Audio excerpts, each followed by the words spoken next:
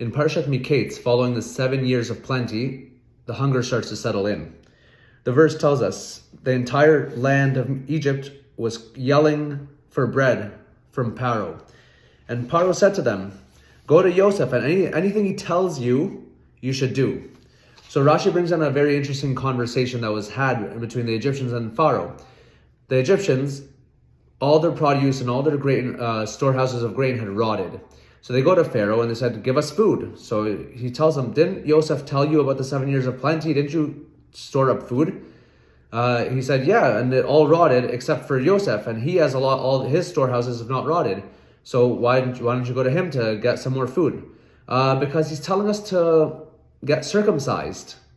So that's interesting. Why is Yosef telling them, of all things, to get circumcised? Yosef is not a Moel. He's not trying to get converts for the Jewish people. So why is he telling them to circumcise themselves?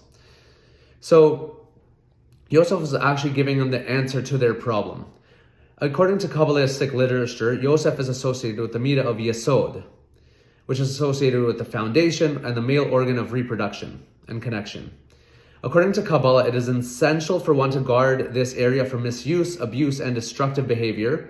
The result of overindulgence in these pleasures and using the wrong way will bring a destruction of your blessing. The blessing found in one's parnasa, livelihood, and storehouses is ruined if we abuse this area. Yosef was actually giving them the answer. He was giving the Egyptians the answer. If you want the blessing to remain in your midst, you have to behave more modestly. Egypt was the most open of societies. Anything goes with anyone you want. Yosef was telling them, the circumcision is a godly commandment that will help you guard this area. Overindulgence in sexual pleasures will not only draw away blessings that you deserve, but it will also take away from your divine pleasure of having a relationship with God. That was Yosef's message to the Egyptians. If you want the blessings to remain in your midst, you have to protect that area.